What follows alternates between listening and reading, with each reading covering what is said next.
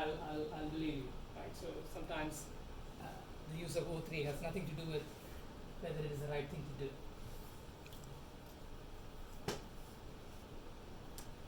Okay, so this is the caveat. So Valgrind, of course, we know always runs 10 to 40 times slower, and that's DynamoRio is somewhat better. Pin is another dynamic binary instrumentation system, and it's more easy to get your hands on these days, and easier to get to work. And it's significantly slower than DynamoRio, but probably not slower than Valgrind. So what I'm going to do is I'm going to talk a little bit about Pin, because Pin is a very interesting tool, and also a tool that is fairly easy to use. Okay, so so the difference between Pin and DynamoRio is that in DynamoRio, any instrumentation that you want to add has to be written in assembly. And this is a little bit difficult because you not only have to program in assembly, but also you need to worry about, okay, the original code is using registers. If I add some code, that code will also need registers. How do I make sure that some of those registers that I use in my instrumentation are preserved, or that I'm not stepping on the application's use of those registers. So instead, Pin says you can write your instrumentation in C, and sort of do whatever is needed to take that C code, translate it into machine code, and worry about register use and other things, right? But of course, that comes with some performance penalty, because if you generate code on the fly, not on the fly, if you generate code and let Pin's runtime deal with all the register saves and restores and whatnot, then it's going to be somewhat slower than what the best code that you can write if you did everything manually, right? But if you write everything manually, then that's also going to be take a lot of time to program and to debug. So that's the trade-off that you have to consider. So DynamoRio tools are basically operating at a lower level, and they allow you to get better performance, right? But of course, it just takes a lot more time to get it right. So as a result, not that many people use DynamoRio in their applications, but Pin is a very highly used dynamic instrumentation tool. Okay. So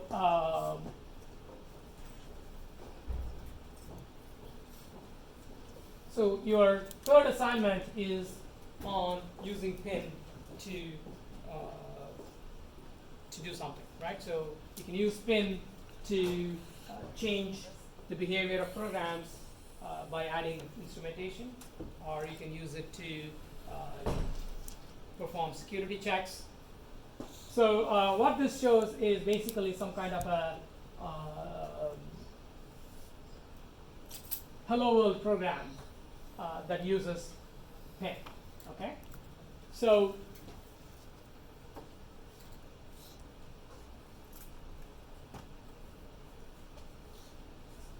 basically your program has to call certain initialization functions in Pin, and then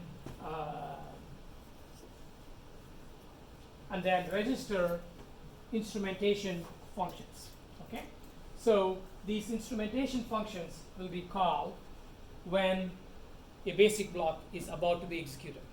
Okay, and then this instrumentation will add new code to the basic block, and then Pin will take care of generating the code for that and executing the basic block. Okay, so once you register this callback, after that you can call Pin start program, which basically says, okay, start the execution of the program that you want to execute. Okay, and then so each time Pin encounters a basic block, it's going to call this function. So this is the callback function you have registered using this pin runtime API, right? So this is the API, one of the API functions provided by pin. You use that to register your callback that will figure out what instrumentation to add to each basic block. Okay. In this case, the instrumentation you're adding is something that counts the number of basic blocks that are executed. Okay. So all you're going to do is and internally, it doesn't really do basic blocks, it does traces, okay, so which are sequence of multiple basic blocks, right, as we talked about before. That's why in here, what you get as a trace is basically a sequence of basic blocks.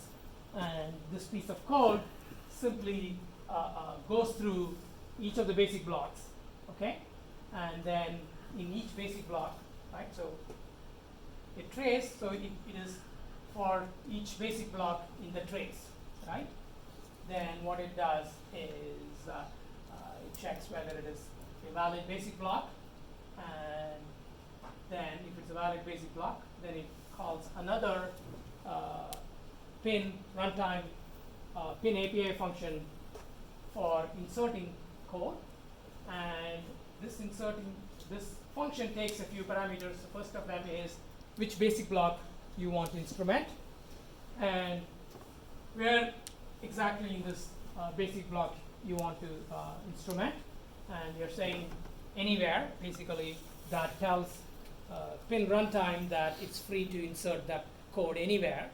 And why do you say anywhere? That's because you don't really care, and if you give the freedom to pin, it can find the right location in your code where maybe more registers are not, are available, and therefore it doesn't have to do too much of register saving and restoring, right? So this is, you tell it you can put it anywhere because that allows pin to do better optimization, okay?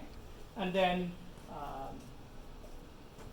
this is the actual code that is going to be inserted, and so the code that's going to be inserted is you specify that by a function that's defined, which is, right, this is a function that you have defined, and that function simply increments the number of basic blocks, right?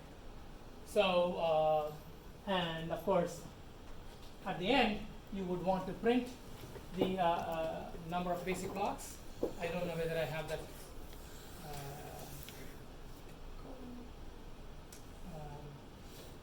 Okay, I guess I don't have the code that prints the UV count at the end, right? Just it would be sad to instrument the program and not know how many basic blocks actually got executed.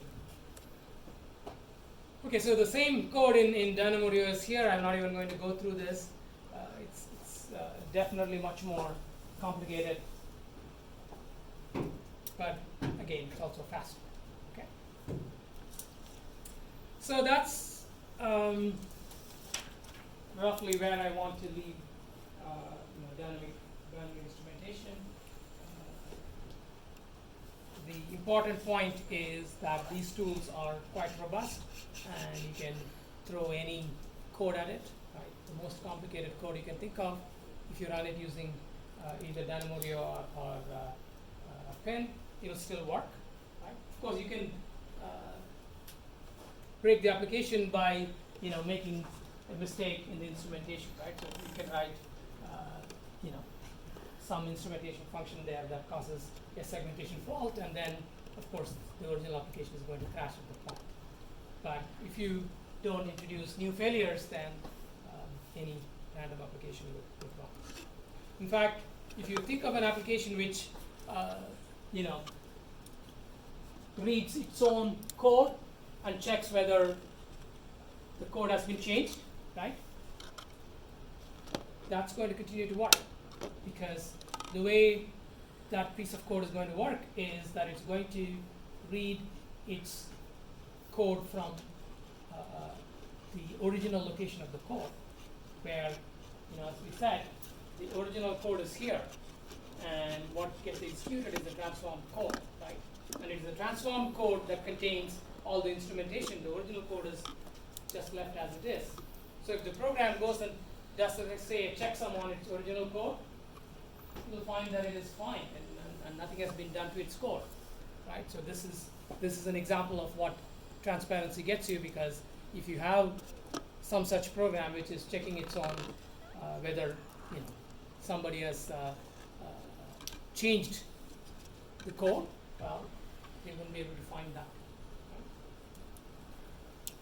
So so this means that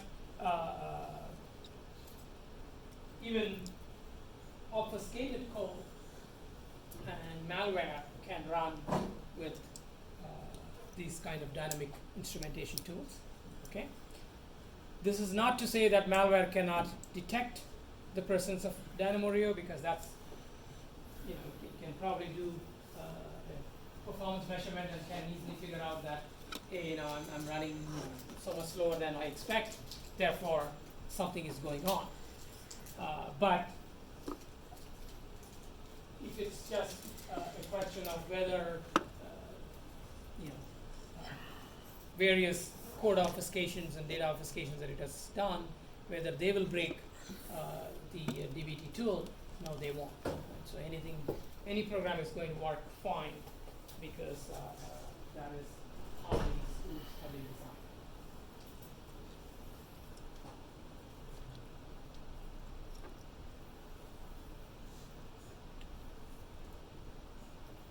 So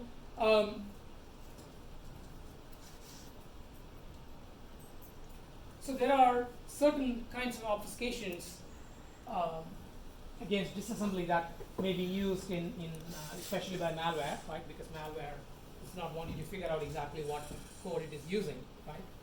So how many of you heard about this Microsoft takedown of a botnet yesterday? Well, Microsoft has been doing things like this for a while. A lot of spam networks were brought down, and typically what happens is that these bot networks, the code in the bots, are relying or are communicating with some command and control infrastructure in order to update themselves periodically, get commands for doing the next DDoS or whatever else that they are doing, right? So the problem is that you don't necessarily know what are all the machines that are infected, right? And even if you know what machines are infected, someone like Microsoft cannot just go and do something on these machines, because these machines are owned by various people, right? So Microsoft cannot just barge into those machines. So the typical thing that is done is you do an analysis of the malware, and you find out the command and control infrastructure that it is using, and then you try to take down the command and control infrastructure. Okay, so the problem is that the malware writers know this, right? So what they do is that they don't put in a single command and control system, but in fact they have a logic for changing this command and control machines over time, right? Like the IP address or domain names of these command and control systems, they change over time, right? So even if Microsoft finds out today, okay, these are the systems that they are using today, and they take them down, the botnet will be up, tomorrow or next week, right? So what they need to do is that they need to figure out, okay, what is the algorithm that they are using for changing their command and control sources, and then if you know that in advance and you make sure that even before those future machines or future domain names come up, you take them down, well then the botnet becomes inoperative. So that's the kind of thing that Microsoft had to do. I'm filling in details based on my general understanding. I haven't read it carefully, so if any of you find that what I'm saying is wrong, bring it up. But the point I'm trying to get to is that this is one of the reasons why it's important for malware authors to hide their code, right? I mean, if somebody can analyze the malware code and figure out how it's generating its the URLs where it's going to get its commands from, then they can easily take down the entire botnet, right? So this is why they have to do all kinds of obfuscations to make this kind of analysis difficult. And one of the things that they try to do is they try to make even disassembly very difficult. Okay, so one way to make disassembly difficult is to have conditional jumps where the condition is always true or false. Okay, and the result is that you might think when disassembling, what comes after a conditional jump is code, right? But in fact, it may not be code. It may be dead code, right? So maybe dead code inserted there by the attacker to mislead you so that you think something else is going on, when in fact what the code does is something totally different, right? So if you are looking for how it generates names, well, you put some fake name generation there, or something that looks partially similar, because maybe that's what you want to do, so people think that they got the names because there is sometimes a match. But in fact, that's not the code that you really use. Okay. Another interesting tactic is that you have code that can sometimes result in runtime exceptions, and when the runtime exception happens, like such as, for instance, illegal memory access, there could be a signal handler which takes over and does something else, and that way it's hard for the person who's doing the disassembly to figure out exactly where it goes. Embedding data in the midst of code is quite easy, but you can also think of a situation where it looks like a piece of code somewhere, a piece of data somewhere. There is code that starts, and somewhere in the code it does some address arithmetic and jumps to the middle of the data, and it's really hard for you to figure out exactly where things are. And again, if you think about a dynamic binary instrumentation, none of these pose a problem, right? Because you're going to disassemble basic blocks as and when they get executed, so it just doesn't matter. None of these things have any effect on dynamic binary instrumentation systems, whereas any technique that does static transformation is going to be totally confused and won't necessarily work. Okay, this does not mean that static binary instrumentation won't work. It just means that if you're trying to execute it with malware, what may happen is that it may not allow the malware to execute. The code may fail because the code that the malware tries to execute was not recognized and instrumented by the tool, and as a result, when malware tries to jump to a certain memory location, it will say, "I don't know what you're talking about," and abort the program. Right? And that won't happen in the case of a dynamic binary instrumentation system.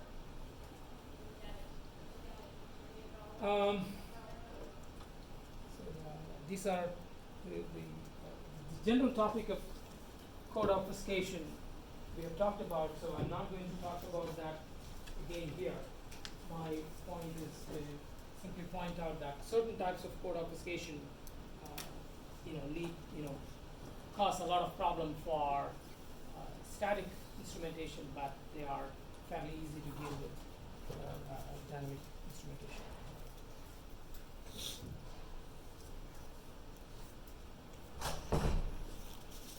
Okay, so that's all I wanted to say about dynamic binary instrumentation, and we are, I guess, pretty close to